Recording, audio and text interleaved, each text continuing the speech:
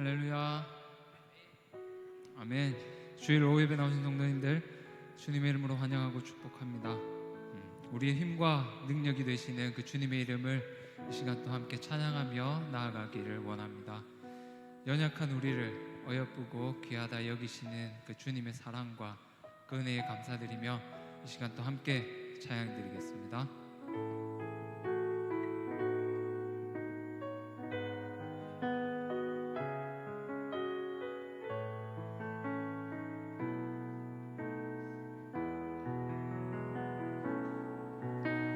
생명과 바꾼 주의 사랑을 잊지 않게 하소서. 나를 위해 흘렸던 주의 눈물이지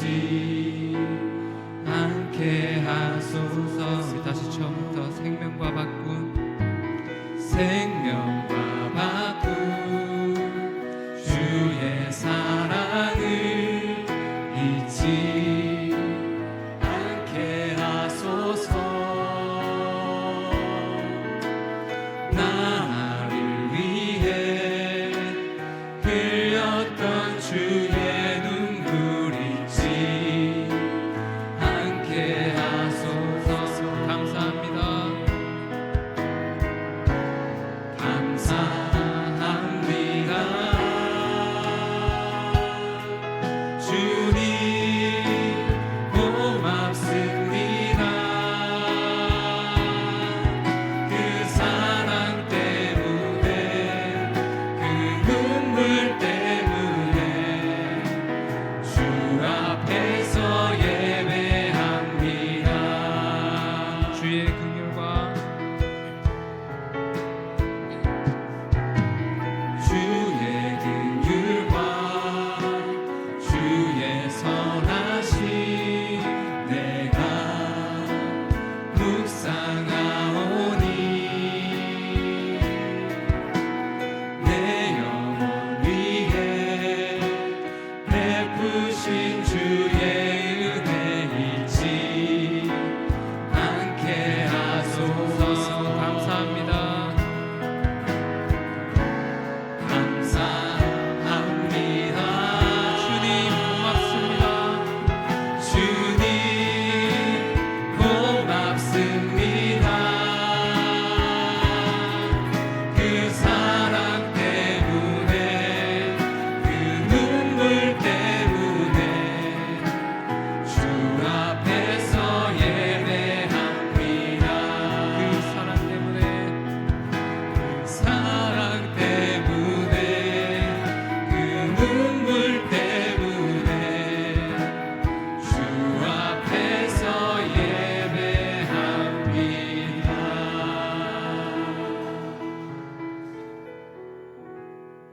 아멘. 우리 예배를 받으실 주님께 그 약속하신 말씀 위에 굳게 서기를 다짐하시면서 함께 박수치며 찬양드리겠습니다. 주님 약속하신 말씀 위에서 영원토록 주를 찬송하리라. 소리 높여 주께 영광 돌리며 약속 믿고 굳게 서리라. 굳게 서리, 영원하신 말씀 위에 굳게 서리. 굳게 서리, 그 말씀 위에 굳게 서리라.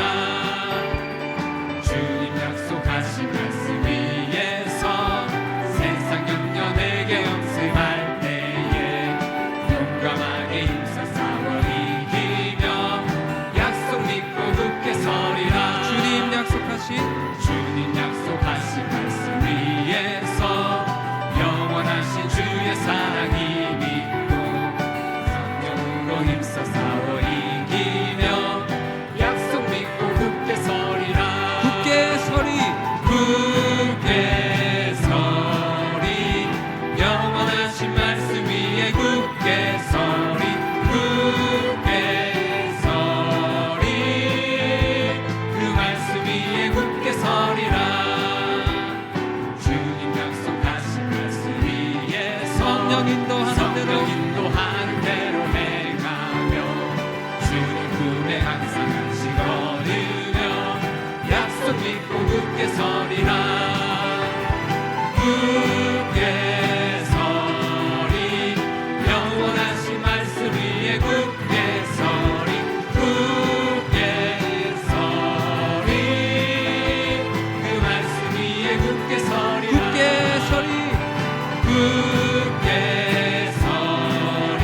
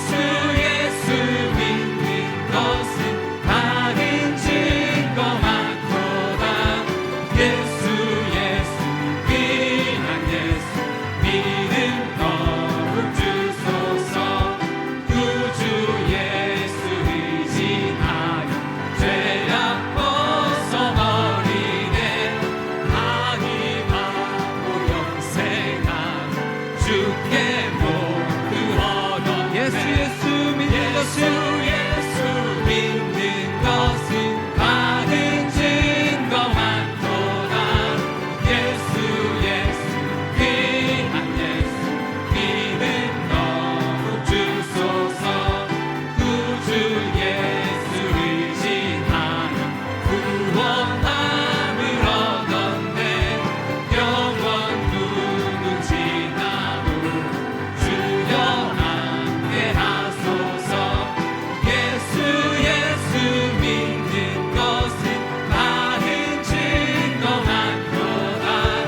예수 귀한 예수 믿음 너무 주소서. 예수 믿는 것은 예수 믿는 것은 받은 증거 많도다. 예수 귀한 예수 믿음 너무 주소서. 예수 믿는 것은 받은 증거 많도다. 예수 귀한 예수 믿음 너무 주소서. 우리 주님을 바라볼 때 우리 믿음을 더욱 굳세게 하실 주님께 우리 다시 한번 영광의 박수로 올려드리겠습니다. 할렐루야. 아멘.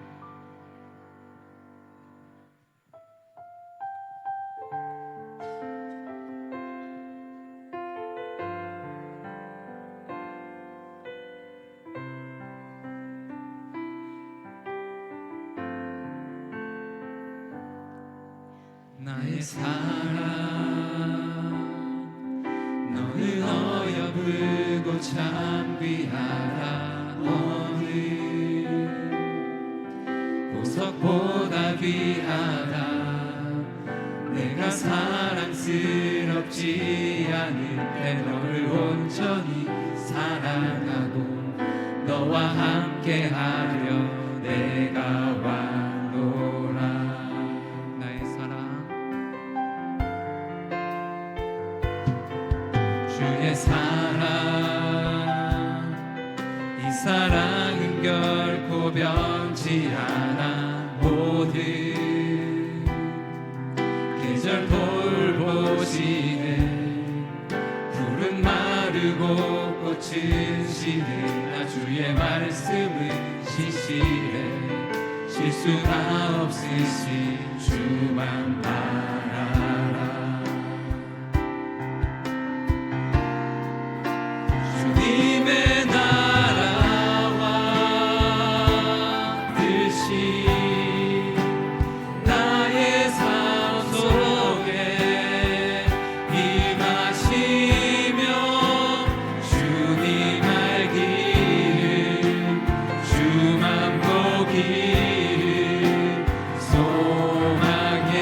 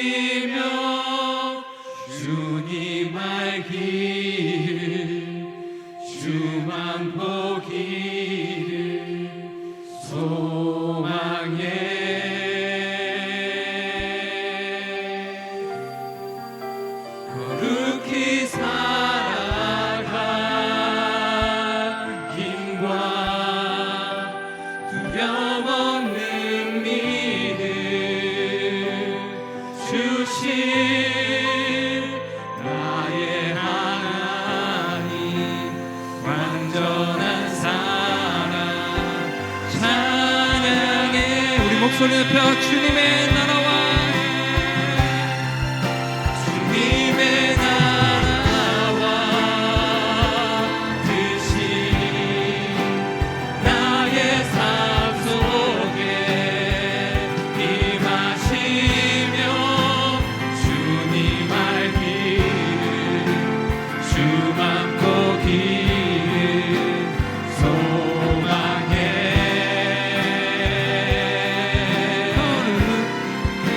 거룩히 살아갈 힘과 두려움 없는 믿음 주신 나의 하나님 완전한 사랑 찬양해.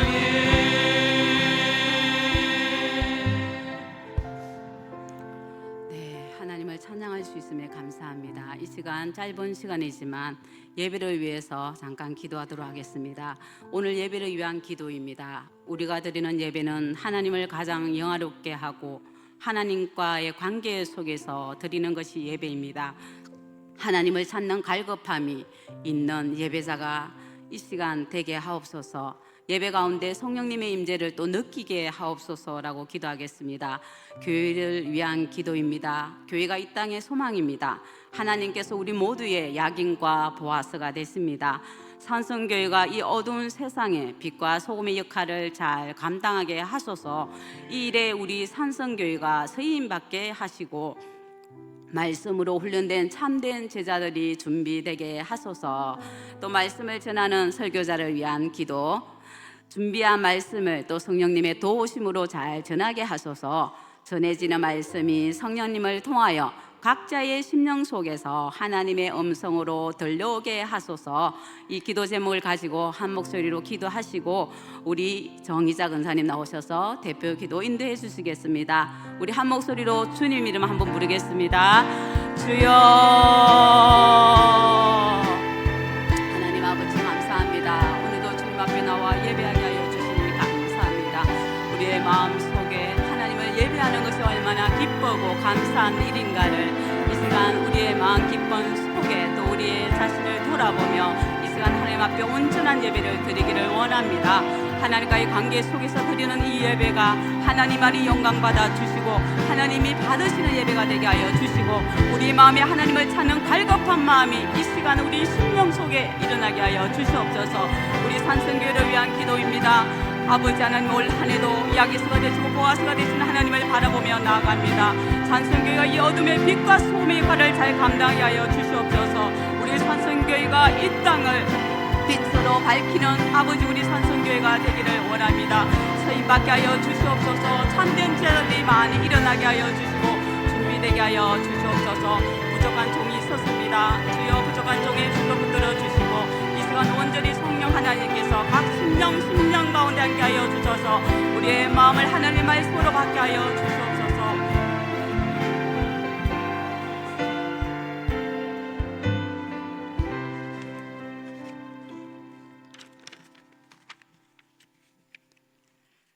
살아계신 하나님 아버지, 아버지의 은혜를 감사드리며 영과 진정으로 예배드리려 이 시간 기도드립니다.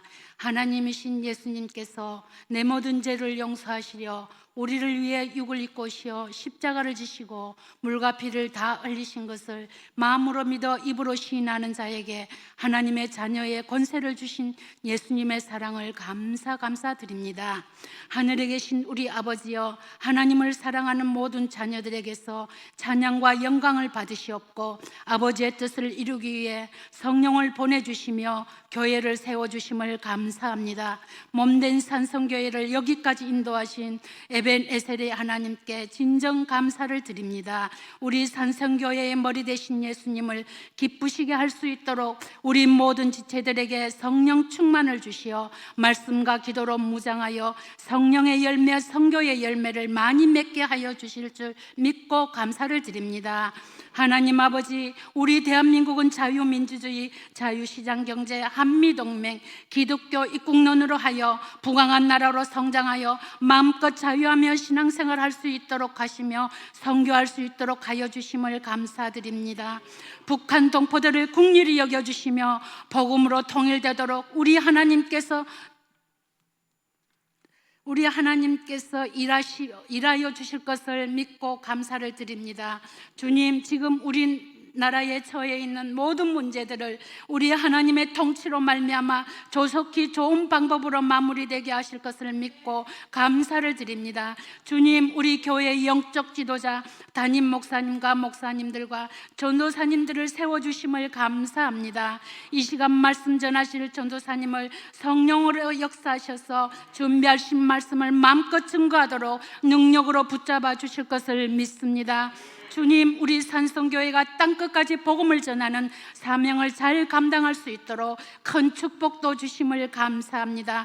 주님 오시는 그날까지 복음 증거하며 구원 얻은 성도들이 많아지게 하시고 악한 마귀를 대적하여 이기어 하나님을 기쁘시게 하는 우리 모두가 되게 성령님이 함께하여 주실 줄 믿고 감사드립니다. 예수님, 산성교회에 많은 기관들을 세워주셔서 산성 공동체를 더 부흥케 하여 주신 것 감사드립니다.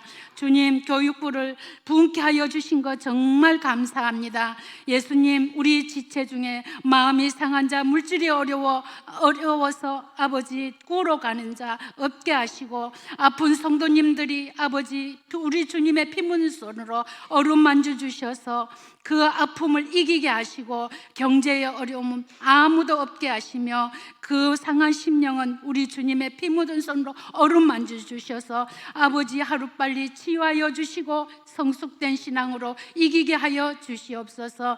생명 되신 주인 되신 주님, 같이 찬양하고 예배드렸던 조혜성 권사님께서 먼저 주님 품에 올라가셨습니다.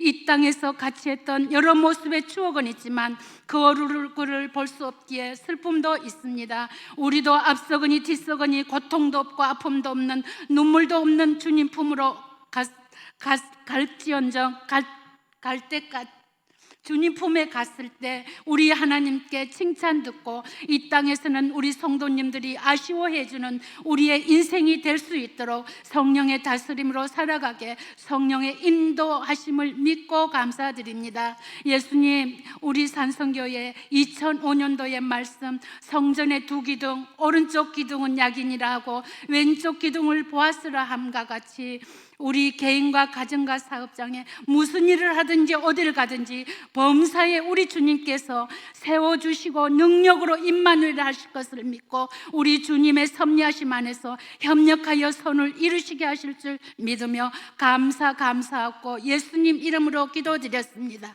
아멘.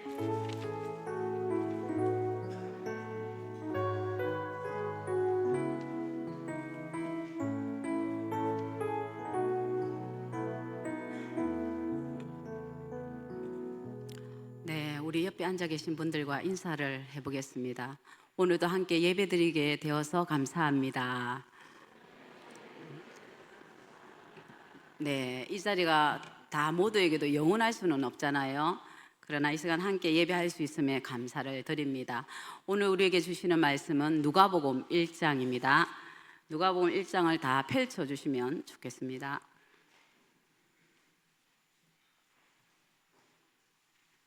1장 전체의 말씀이지만 26절에서 31절 말씀을 우리 한 목소리로 봉독하도록 하겠습니다. 누가복음 1장 26절에서 31절 말씀입니다. 다 찾으셨습니까? 네, 다 함께 봉독하도록 하겠습니다. 여섯째 달에 천사 가브리엘이 하나님의 보내심을 받아 갈릴리 나사렛이라는 동네에 가서 다윗의 자손 요셉이라 하는 사람과 약혼한 처녀에게 이르니 그 처녀의 이름은 마리아라. 그에게 들어가 이르되 은혜를 받은 자여 평안할지어다. 주께서 너와 함께 하시도다 하니 처녀가 그 말을 듣고 놀라 이런 인사가 어찌함인가 생각하며 천사가 이르되 마리아여 무서워하지 말라. 하나님께 은혜를 입었느니라. 보라 내가 잉태하여 아들을 낳으리니 그 이름을 예수라 하라. 아멘. 네, 오늘 본문 말씀은 너무나 잘 아는 말씀인 것 같습니다. 누가복음은 누가가 기록했습니다. 누가복음을 볼 때마다 누가가 이 성경을 기록할 때 그 동기를 밝히고 있거든요. 그래서 누가복음을 볼 때마다 또 자세히 보게 되고 누가가 누가복음을 쓴 동기와 그런 목적을 생각하게 되었습니다. 우리가 지금 1장을 펼쳤잖아요. 1절에서 4절 말씀도 한번 읽어보도록 하겠습니다. 누가가 이 누가를 어떻게 기록했는지를 기록하고 있거든요. 다 같이 시작. 우리 중에 이루어진 사실에 대하여 처음부터 목격자와 말씀에 일꾼된 자들이 부설던 사람이 많은지라 그 모든 일을 근원부터 자세히 미루어 살핀 나도 데오빌로 각하에게 차례대로 서보내는 것이 좋은 줄 알았노니 이는 각하가 알고 있는 바를 더 확실하게 하려 함이로라. 아멘. 네, 우리의 성경은 모두 다 사실인 거죠. 이 사실에 대해서 이 누가가 성경을 기록하는 그런 목적을 밝히고 있는데요. 많은 사람들이 성경을 기록했다는 거죠. 누가가 이 성경을 기록할 때 마태가 기록한 복음서 그리고 마가가 기록한 복음서도 다 본 것 같아요. 그런데 많은 사람들이 있었지만 누가가 볼 때 빠진 부분이 있었던 것 같아요. 그래서 그도 자세히 근원부터 살폈다. 그리고 설까 말까 망설이기도 했던 것 같아요. 그러면서 나도 그렇게 살폈지만 나도 각하에게 편지를 쓰는데 더 확실하게 하기 위해서 이 누가복음을 썼다라고 누가가 밝히고 있습니다. 누가는 우리가 잘 알다시피 예수님의 12제자가 아닙니다. 예루살렘에 살지도 않았습니다. 그래서 누가복음을 기록하기 전에 팔레스타인 전 지역을 아마 여행하면서 예수님의 발자취를 답사하기도 하고요. 마리아를 직접 만나보고 그리고 다른 기록자들이 빠뜨린 그런 중요한 자료들을 수집해서 기록한 것이 바로 누가복음입니다. 누가복음은 복음서 중에서 가장 아름다운 문장으로 기록된 책입니다. 많은 찬송가, 성가곡, 성화, 선곡, 명화 같은 것도 누가복음을 배경으로 하고 있기 때문입니다.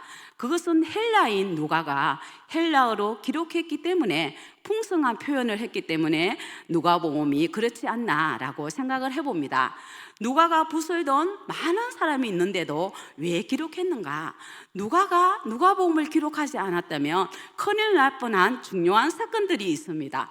누가복음에만 기록된 사건들이 있는데요. 우리가 잘 아는 방금 본문을 읽었던 세례 요한의 탄생을 아름답게 기록하고 있어요. 그리고 예수님의 12살 소년시절이 누가복음에만 기록되어 있습니다.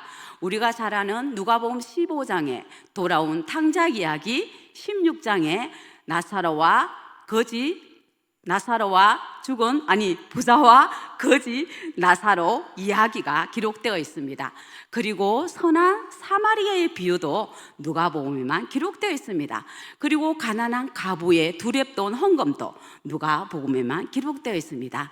그 위에 많은 소외된 사람들의 이야기를 누가는 기록했습니다. 그리고 여인들의 아름다운 이야기도 누가는 빠뜨리지 않고 기록하고 있습니다. 오늘은 누가가 소개하는 여인들의 이야기 중에 한 이야기입니다. 이 소녀는 바로 예수님의 어머니 마리아입니다.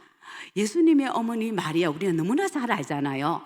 그러나 어린 소녀였던 그 마리아를 우리는 생각해보지 않을 수도 있습니다. 그 마리아가 받은 은혜, 어떤 은혜인가? 그리고 우리가 받은 은혜는 어떤 은혜인지를 오늘 말씀을 통하여 만났으면 좋겠습니다. 첫 번째 마리아는 예수님의 어머니로 선택을 받았습니다. 오늘 읽었던 27절 말씀에 다윗의 자손 요셉이라 하는 사람과 약혼한 처녀에게 이르니 그 처녀의 이름은 누구라고요? 마리아라. 그 당시 수많은 처녀들이 있었잖아요. 그 중에 마리아가 하나님께 선택을 받게 되었습니다. 마리아가 받은 은혜는 전적으로 하나님의 선택에서부터 시작되었음을 볼 수 있습니다. 마리아가 먼저 이런 은혜를 사모한 적이 있나요? 구한 적이 있나요? 없습니다. 누가복음 1장에 가브리엘 천사가 두 사람을 만나는 이야기가 나옵니다. 사가랴와 마리아를 천사가 찾아오잖아요. 먼저 찾아간 사람은 제사장이었던 사가랴였습니다. 그런데 이 사가랴는 어떤 사람인가? 1장 6절에는 이렇게 기록되어 있습니다. 이 두 사람, 그의 아내 엘리사벳이죠. 우리가 잘 아는 세례요한의 아버지와 어머니잖아요. 두 사람이 하나님 앞에서 오인이다. 주의 모든 계명 규례대로 흠이 없이 행한 사람이 바로 사가랴와 엘리사벳이었습니다. 그리고 8절에서 10절에도 보면 그는 제사장이었습니다.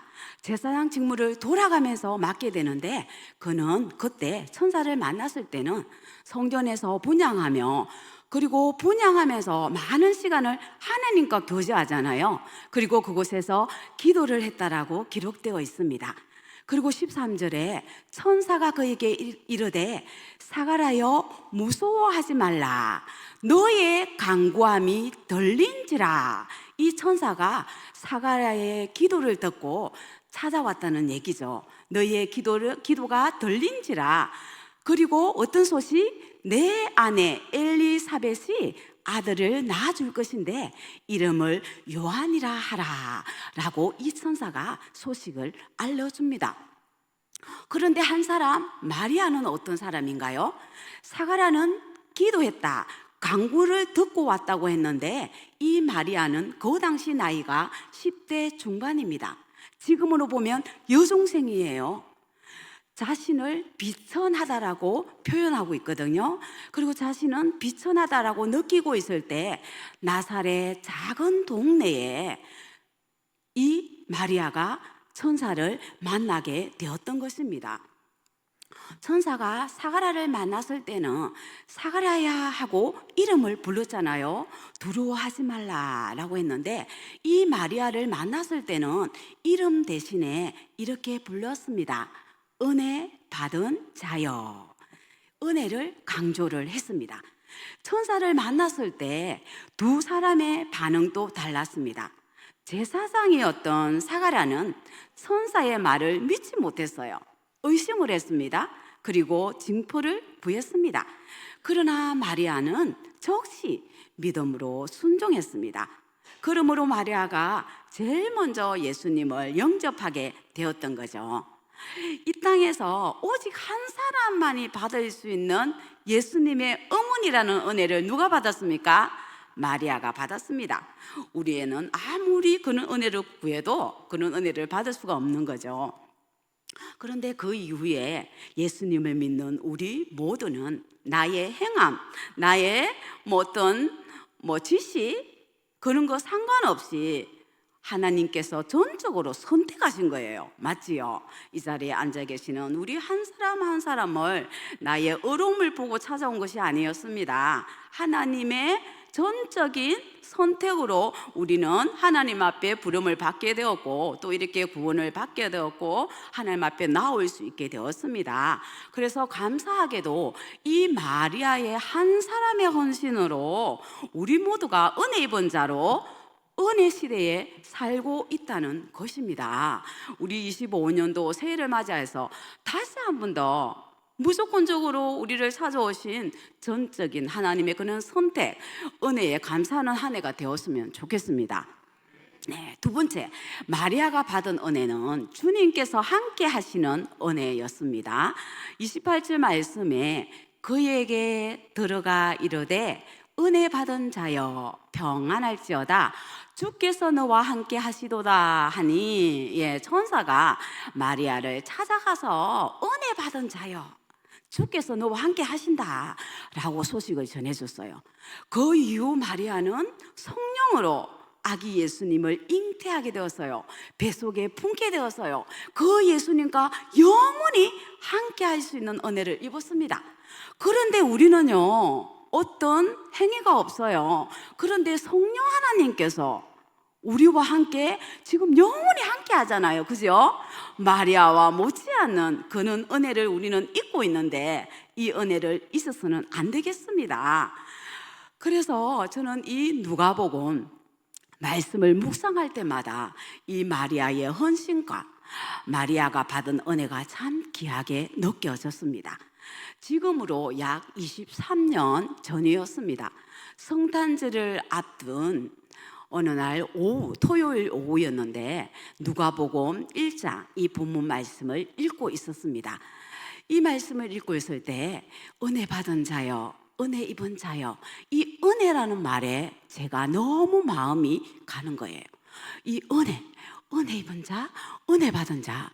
그러면서 문득 또 오늘 본문에 보면 예수님 이름도 지어주잖아요. 아들을 낳으리니 이름을 예수라라. 그리고 사가랴에게도 아들을 낳으면 요한이라 이름을 지어라. 이런 말씀을 읽고 있어서 그런지 갑자기 은혜라는 이 단어에 내 마음이 꽂히면서 주님, 저 이름을 은혜로 바꾸고 싶어요 라고 제가 하나님께 기도를 했어요. 그런데 성경에 보니까 하나님께서 이름을 지어주셨잖아요. 그런데 내가 하나님 은혜라는 이름을 하고 싶어요 한다고 하나님의 마음이 있는 건지 뜻이 있는 건지 하나님이 나에게 이름을 은혜라 한 건지 잘 모르잖아요. 그래서 하나님께 그때 기도를 했어요. 남편은 큰 대형교회에 찬양단 리더를 하고 있었어요.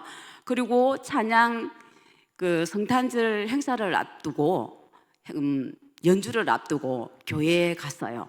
그리고 늦은 시간에 아마 집에 돌아올 것 같은데 제가 하나님 남편이 돌아오면 남편에게 이렇게 말하겠습니다. 나 이름 바꾸고 싶어. 어떤 이름으로 바꾸면 좋을까?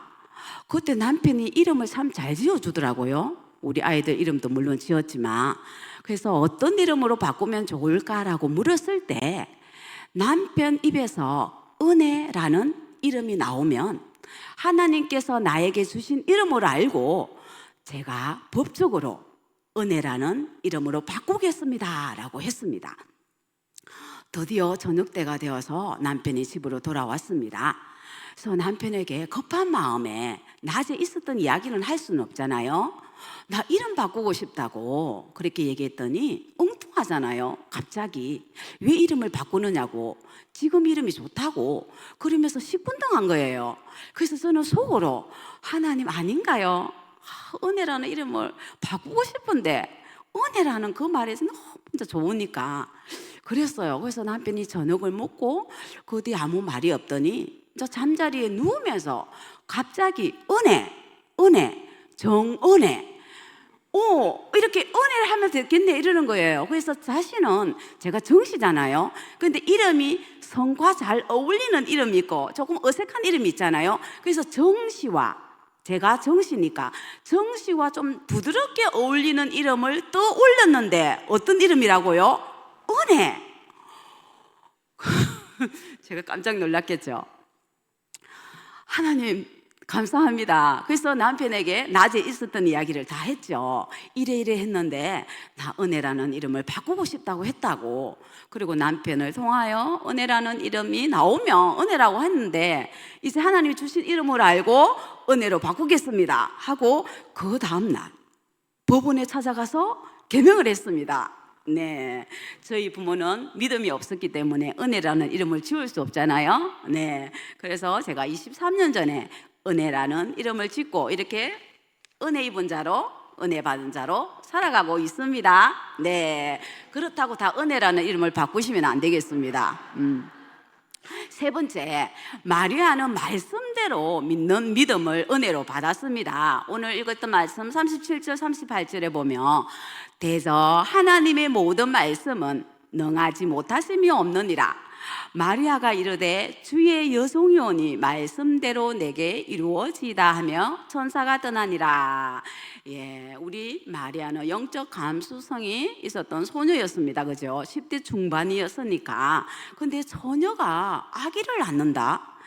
자신이 하나님의 아들을 잉태한다고 도저히 믿을 수 없는 말씀이잖아요. 그죠? 그런데 이 마리아는 하나님의 은혜로 그 말씀을 그대로 받아들이게 되었습니다. 순교를 지켜왔던 마리아였잖아요. 약혼을 한 입장이었습니다. 유대의 엄격한 관습을 마리아가 모를 리가 없잖아요. 그런데 믿음으로 그 하나님의 아들 잉태를 받아들이게 되었습니다. 자신과 약혼한 사랑하는 사람 요셉에게 버림을 받게 될 수도 있습니다. 율법주의자들을 통하여 정죄를 받기도 하고 돌로 쳐 죽임을 받을 수 있는 것까지도 감수해야만 했던 소녀였던 이 마리아는 그럼에도 불구하고 모든 말씀을 다 받아들이고 순종하게 되었습니다. 45절에 보면 주께서 하신 말씀이 반드시 이루어지리라고 믿은 그 여자에게 복이 있도다. 이 말씀은 세례 요한의 엄마 엘리사벳이 고백을 했어요. 이미 잉태가 되었잖아요. 잉태가 되어서 온 마리아를 보고 이렇게 얘기했어요. 말씀이 믿어지는 복이 얼마나 큰 복인지 이 엘리사벳이 이미 말씀을 믿었다는 거예요. 받아들였다는 거예요. 그러면서 이 마리아를 향하여 너무너무 복이 있다. 그 말씀을 그대로 받아들여서 믿어지는 복이 내게 복이 있다. 이걸 보면 믿음은 하나님께서 주신 선물이라 그랬잖아요. 그래서 자랑하지 말라 그랬잖아요. 그래서 우리도 큰 믿음을 달라고 하나님 앞에 기도해야 될 것 같아요. 예수님을 믿는 믿음을 선물로 받은 우리도 마리아처럼 말씀대로 믿고 또 순종하는 올 한 해가 되어서 만세에 그런 복 있는 자가 되기를 소망합니다. 예, 오늘 말씀을 정리하겠습니다. 마리아를 통해 우리에게 주시는 교훈을 세 가지로 한번 요약을 해봤습니다. 마리아를 통해 우리에게 주시는 교훈은 첫 번째, 마리아는 자신을 선택하신 하나님께 소유권이 있음을 알고 자신은 주의 여종이라 고백을 했습니다. 두 번째, 천사가 전해준 말을 그대로 받아들이자 성령이 임하게 되었고요. 성령의 능력을 체험을 하게 되었습니다. 세 번째, 성령의 능력이 임하자 두려움이 다 사라졌죠. 오직 하나님의 말씀대로 이루어지기를 자신의 모든 삶을 온전히 헌신할 수 있는 복 있는 자가 되었습니다. 이런 믿음을 가졌던 마리아의 삶은 어땠을까요? 부럽잖아요. 예수님의 어머니라는 복을 받았으니. 그런데 하나님으로부터 예수님의 어머니로 선택받은 자였지만 마리아의 삶은 결코 평탄하지 못했습니다. 마리아가 천사로부터 잉태 소식을 들었을 때 만약 부모가 계셨다면 부모님을 찾아갔겠죠. 그런데 부모님을 찾아간 이야기가 성경에 없는 걸 보면 부모님이 일찍 돌아가시지 않았나 생각해 봅니다. 그러나 그는 바로 먼 유대, 부모를 찾아간 것이 아니라 먼 유대 땅 작은 마을, 친족집을 찾아가게 되었습니다. 그 엄청난 소식을 듣고 친족집을 찾아가게 되는 거죠. 그 집이 누구 집입니까? 네, 사가랴와 엘리사벳 집이죠. 3개월 정도 머물었습니다. 그리고 나사렛 동네에 다시 오게 되었죠. 그리고 약혼한 요셉과 함께 살면서 야고보, 유다, 요셉, 또 시몬, 그리고 딸도 낳고 살았지만 남편 요셉도 일찍 돌아가신 것 같아요. 그죠? 그래서 생계를 이어가야만 하는 마리아의 고된 삶이었습니다. 예수님께서 공생의 삶을 시작할 때는 어땠을까요? 많은 사람들이 예수님을 핍박하기도 하고 그 예수님이 귀신 들렸다고도 하고 그런 모습을 볼 때 이 마리아 어머니의 심정은 어땠을까요? 예수님의 십자가상에 매달려 있는 그 아들의 모습을 보아야만 했던 마리아, 가슴이 찢어지는 그런 비통함을 이 마리아는 맞이해야만 했습니다. 나이가 들어서도 마리아는 자녀들에게 복량을 받은 것이 아닙니다. 예수님 부활 후 사도 요한의 복량을 받았고 말년까지 에베소에서 아마 요한과 함께 살았던 것 같아요. 그런 학설이 전해지고 있습니다. 이 땅의 삶은 결코 평탄하지 못했지만 마리아는 자신을 만세의 복 있는 여인으로 불렀습니다. 그리고 그의 믿음과 소망과 사랑의 향기는 복음과 함께 땅 끝까지 지금도 전해지고 있습니다. 지금도 우리 주님은 빈부의 차이, 학력의 차이를 보지 않고 우리를 찾아오십니다. 우리를 부르고 계십니다. 누가가 마리아의 헌신을 소개할 때 소외된 자들과 함께 하시는 예수님의 그 마음을 소개하려고 했던 것 같습니다. 하나님께서 우리의 어떤 조건을 찾아오지 않았습니다. 때로는 나의 연약함, 나의 부족함, 나의 결핍이 오히려 주님을 더 간절히 찾게 되기도 합니다. 나의 삶을 돌아보면 분명 그런 것 같습니다. 내 나이 13살, 저는 이남 3녀 막내로 태어났습니다. 초등학교 6학년 겨울방학 때 아버지가 부산에서 직장 생활을 했는데 갑자기 큰 버스에 치여서 사망을 했습니다. 초등학교 6학년 3학년 때 아버지와의 이별을 하게 되었죠. 아버지 나이 때만 보면 아버지가 얼마나 그리웠는지 모릅니다. 저분이 내 아버지였다면 좋겠다 그런 생각을 하면서 중고등부 시절을 보내고 저는 하나님을 만났습니다. 꿈에도 그리던 아버지, 그 하나님 육신의 아버지가 살아왔던 것처럼 저는 하나님 아버지를 아버지라고 불렀습니다. 그리고 그 아버지를 믿고 나아가고 있습니다. 지금은 그 하나님께서 이제 나의 남편이 되어주었죠.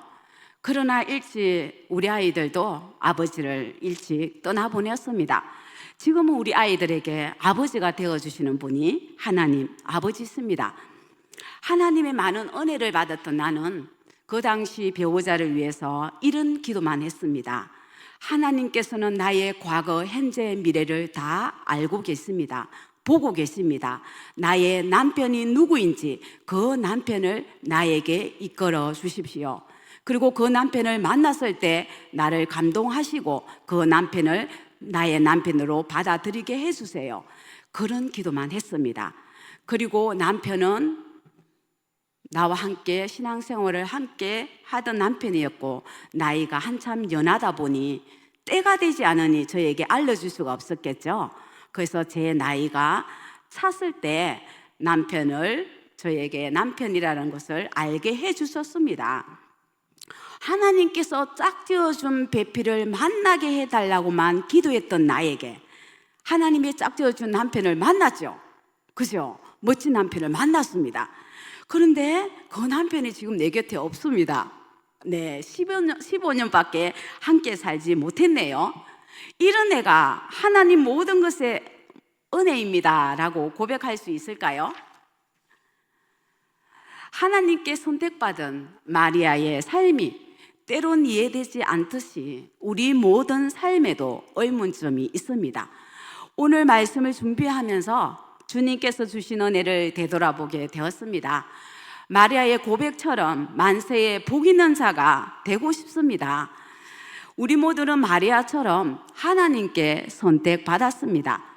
마리아를 선택하신 것처럼 내세울 것 없는 우리 한 사람 한 사람을 자녀 삼아 주셨고 내 안에 들어오셔서 나와 함께 동행하며 성령님의 그 임재를 우리는 늘 느끼며 살아가는 복 있는 자입니다.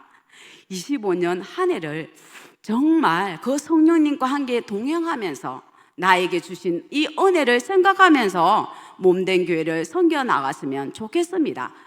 우리 주위를 돌아보면 우리보다 힘든 상황에 있는 분들이 더 많습니다. 이 땅에 결코 평탄한 길만 있지 않습니다. 내가 마리아였다면, 내 딸이 마리아였다면 어떻게 했을까요? 지금 내 모습을 돌아보시기 바랍니다. 하나님의 은혜가 아닌 것이 있으신가요? 내 몸이 병이 들었습니까? 남편, 아내의 몸이 아픕니까? 때론 혼자 살고 있습니까? 내 자식이 남편이 속상하게 합니까?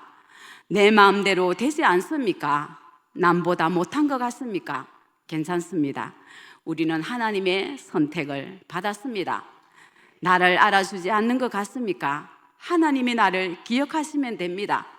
혼자라고 생각하십니까? 성령님이 늘 함께 하십니다. 하나님의 은혜를 이번 집사님, 권사님, 장로님 한 사람 한 사람이 하나님 보시기에 얼마나 귀하고 복된 자들인지 모릅니다. 하나님의 부르심에는 결코 후회하심이 없습니다.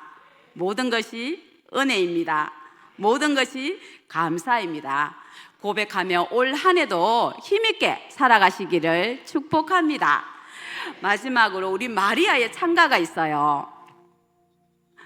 여종생이었던 이 마리아가 이런 고백을 했다는 게 너무 신기하기도 한데요. 마리아의 찬가를 읽어드릴 때 다 눈을 감으십시오. 그 소녀였던 예수님의 어머니 마리아의 그 마음을 한번 느껴봤으면 좋겠습니다. 마리아의 고백입니다. 마리아가 이르되 내 영혼이 주를 찬양하며 내 마음이 주를 찬양하며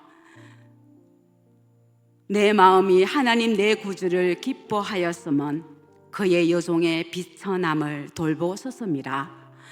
보라 이제 후로는 만세에 나를 복이 있다 말하리라. 능하신 이가 큰 일을 내게 행하셨으니 그 이름이 거룩하시며 긍휼하심이 두루하는 자에게 대대로 이르는도다. 그의 팔로 힘을 보이사 마음의 생각이 교만한 자들을 흩으셨고 건세 있는 자를 거위에서 내리치셨으며 비천한 자를 높여셨고 줄이는 자를 좋은 것으로 배불리셨으며 부자는 빈손으로 보내셨도다. 그 종 이스라엘을 도우사 긍휼히 여기시고 기억하시되 우리 조상에게 말씀하신 것과 같이 아브람과 그 자손에게 영원히 하시리로다. 아멘. 네, 우리 내 인생 여정 끝내요. 하나님 앞에 찬양하며 나가겠습니다.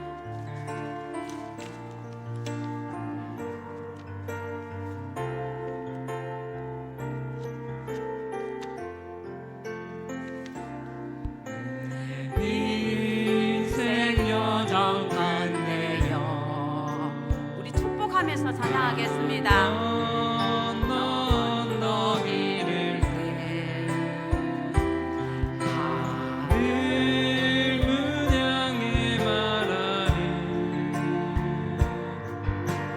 예수 인도하셨네. 매일 발걸음마다 예수 인도하셨네.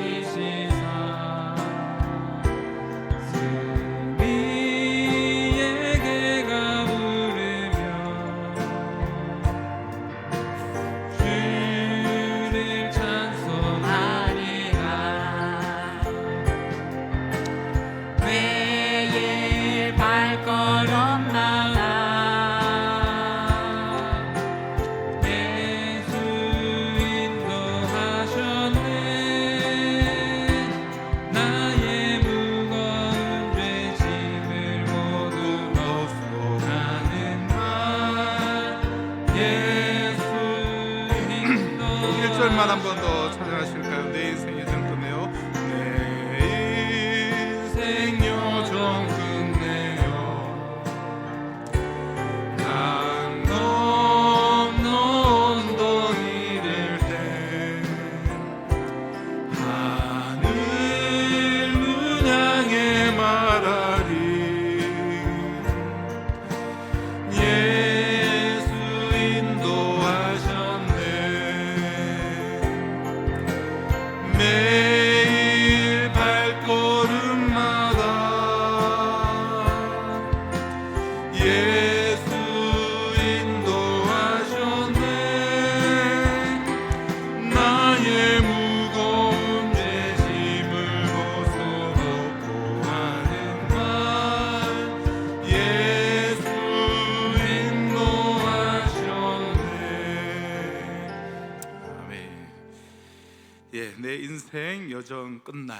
그리고 삶의 중요한 우리 고비마다 이런 분명한 믿음의 고백들로 나아갈 수 있는 저와 우리 모두가 되었으면 좋겠습니다. 우리 또 말씀의 은혜 받는 시간인 줄로 믿습니다. 우리 교회 앞에 몇 가지 간구 말씀을 드리겠습니다. 오전에 말씀드린 것처럼 우리 내일부터는 우리 새벽 예배가 이제 5시 반에 그렇게 드려집니다. 뭐 이렇게 우리가 아직은 많이 늦출 수는 없고 한 5시 반만 해도 이제 5시에 일어나시면 뭐 한 충분히 이제 주무시잖아요. 네, 그리고 일주일에 한 번만 딱 결단하시고 많이 이제 또 목표로 삼지 마시고 일주일에 한 번 내가 올해 새벽 제단을 쌓고 야긴의 하나님, 보아스 하나님을 내가 바라보고 눈을 들어 기도하겠습니다. 이런 결단들이 좀 우리 모두에게 있었으면 좋겠습니다. 그래서 일주일에 우리 딱 한 번이라도 새벽 예배 꼭 제단을 쌓으시는 올 2025년도가 됐으면 좋겠고요. 그래서 5시 반에 우리 한 번만 이렇게 드리고요. 그리고 이제 한 2월, 3월 이제 개강하게 되면 여러 좀 양육 모임들이 이어서 6시에 그렇게 좀 진행을 하면 좋지 않을까 그렇게 기도하며 준비 중에 있습니다. 우리 새벽 제단을 올해 꼭 하루라도 쌓으시기를 거듭 좀 부탁을 드리겠습니다. 네, 그리고 오늘 이제 4시 반에 우리 교회에서 출발해서 우리 조희선 권사님 우리 위로 예배가 오늘 있고요. 4시 반 출발은 5시인가요? 아닌데 주보가 잘못 나온 것 같은데 맞죠? 그죠? 어제 문자에 우리 4시 반으로 나와 있었죠. 제가 성가대 마치고 출발한다고 해서 4시 반에 출발해서 우리 5시에 거기서 예배를 드리도록 하겠습니다. 그리고 또 우리 월요일 날 또 발인 예배 11시 반에 교회에서 출발해서 12시에 발인 예배가 있습니다. 정말 천국으로 말 그대로 천국으로 환송해 드리는 또 마지막까지 또 믿음의 고백 가운데 그 인생의 중요한 시점에 정말 믿음의 고백으로 영원한 천국으로 가시는 권사님 우리가 환송하는 그런 시간들로 삼으시기를 바랍니다. 우리 주인님 가르치신 기도로 예배 피하도록 하겠습니다. 하늘에 계신 우리 아버지여, 이름이 거룩히 여김을 받으시오며 나라가 임하시오며 뜻이 하늘에서 이루어진 것 같이 땅에서도 이루어지이다. 오늘 우리에게 일용할 양식을 주시옵고 우리가 우리에게 죄진 자를 사해 준 것 같이 우리 죄를 사하여 주시옵고 우리를 시험에 들게 하지 마시옵고 다만 악에서 구하시옵소서. 나라와 권세와 영광의 아버지께 영원히 있사옵나이다. 아멘. 우리 내 인생 여정 끝내요. 우리 1절 우리 찬양하시면서 우리 돌아가시도록 하겠습니다. 찬양해 주세요. 내